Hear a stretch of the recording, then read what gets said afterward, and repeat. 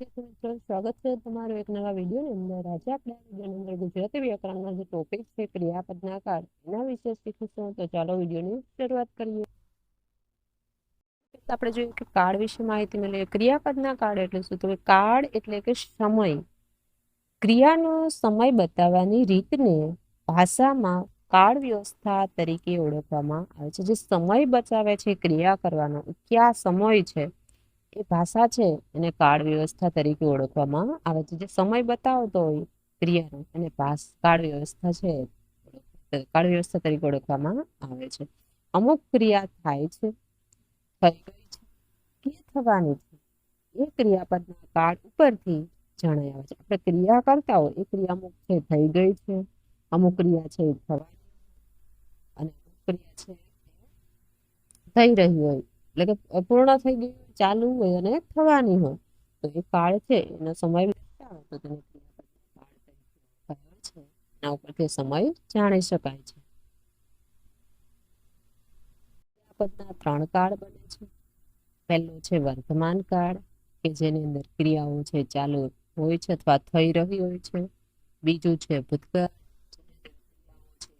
થઈ ગયું છે એટલે પૂર્ણ સમય બતાવે છે. અને ત્રીજો કાળ બને છે ભવિષ્યકાળ, કે જે ભવિષ્યમાં ક્રિયાઓ થવાની હોય એનો સમય બતાવે તો એ છે ભવિષ્યકાળ. તો એક પછી એક કાળ વિશે આપણે જોતા જઈએ. તો સૌથી પહેલા જોઈએ કે વર્તમાન કાળ એટલે શું? તો કે વર્તમાન એટલે ચાલતો કે ચાલુ એવો અર્થ થાય છે. જે ક્રિયાઓ ચાલુ હોય, જે ક્રિયાઓ આપણે કરી રહ્યા હોય એ સમય દર્શાવતો હોય તો એને વર્તમાન કાળ છે એ કહેવામાં આવે છે. વર્તમાન કાળના ઉદાહરણો જોઈએ તો પહેલું ઉદાહરણ છે કે બાળક ચોકલેટ ખાય છે. ચોકલેટ ખાવાની એની ક્રિયા ચાલુ છે એટલે કે એ વર્તમાન કાળ કહેવાય છે. કેમ કે બાળક ચોકલેટ ખાય છે. મહેનતુ વિદ્યાર્થી છે.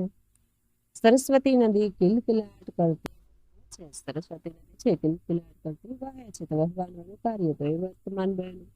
ચોથું છે પહેલી મહાન સંસ્કૃતિઓના અવશેષો આજે સંસ્કૃતિ છે એના અવશેષો છે આજે જોવા મળે છે વર્તમાનની અંદર, એટલે વર્તમાન કાળ કહેવાય. તો વર્તમાન કાળના ઉદાહરણો છે. બીજો કાળ છે ભૂતકાળ. ભૂત એટલે કે થઈ ગયેલો, વીતી ગયેલો એવો અર્થ થાય છે. ભૂતકાળ એટલે ભૂતકાળના સમયમાં ક્રિયાઓ આપણે પૂર્ણ થઈ ગઈ હોય છે, ક્રિયા પૂર્ણ દર્શાવે છે. વીતી ગયેલો સમય બતાવે છે તો એ ભૂતકાળ કહેવાય છે. વીતી ગયેલો સમય બતાવનાર ક્રિયાપદ ભૂતકાળમાં છે.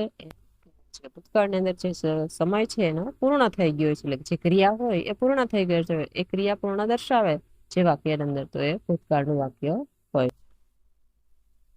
તો ભૂતકાળના વાક્ય જોઈએ. ઉદાહરણ તરીકે ડોસીના ગળે ડૂબો બાજી ગયો.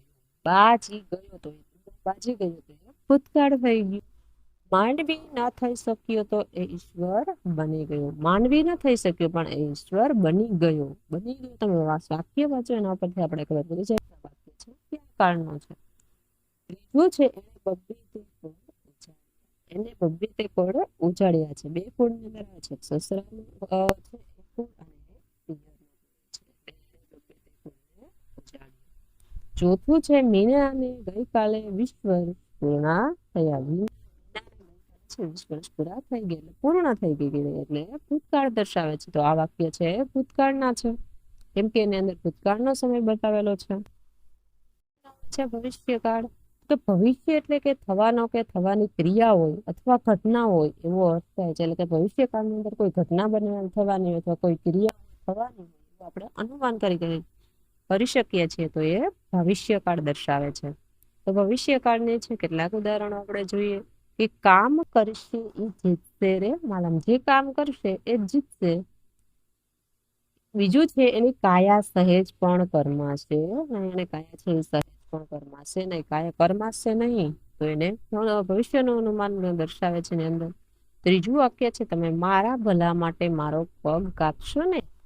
એ કહે છે કે તમે મારા ભલા માટે જ મારો પગ કાપશો ને. એટલે પગ કાપવાની વાત થાય છે, એટલે હજી કાપ્યો નથી પગ કાપવાનો, કાપશું ને. તો એ કાપશો ને, કરમાશે, જીતશે, તો એ સ્ત્રી શબ્દ છે બધા ભવિષ્યકાળ સૂચવે છે.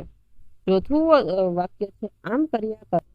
તો રસ્તામાં જ અંધારું થઈ જશે. આમ તો ક્રિયા કરીશ તો રસ્તામાં જ અંધારું થઈ જશે. તો પેલું વાક્ય છે માં જીતશે, બીજું ગરમાશે, ત્રીજું છે કાપશો ને ચોથું વાક્ય છે કરીશ. એ શબ્દો પરથી આપણે ખબર પડી જાય છે કે આ વાક્ય છે એ ભવિષ્યકાળનો છે. તો અહીં વિદ્યાર્થી મિત્રો નાનો ટોપિક હતો જે ક્રિયાપદના કાળ, સરસ મજાનો એના વિશે આપણે શીખ્યા છીએ. જો તમને આ વિડીયો પસંદ આવે તો લાઈક કરો, સબસ્ક્રાઇબ કરો અને બીજા વિદ્યાર્થી મિત્રો સુધી શેર કરો.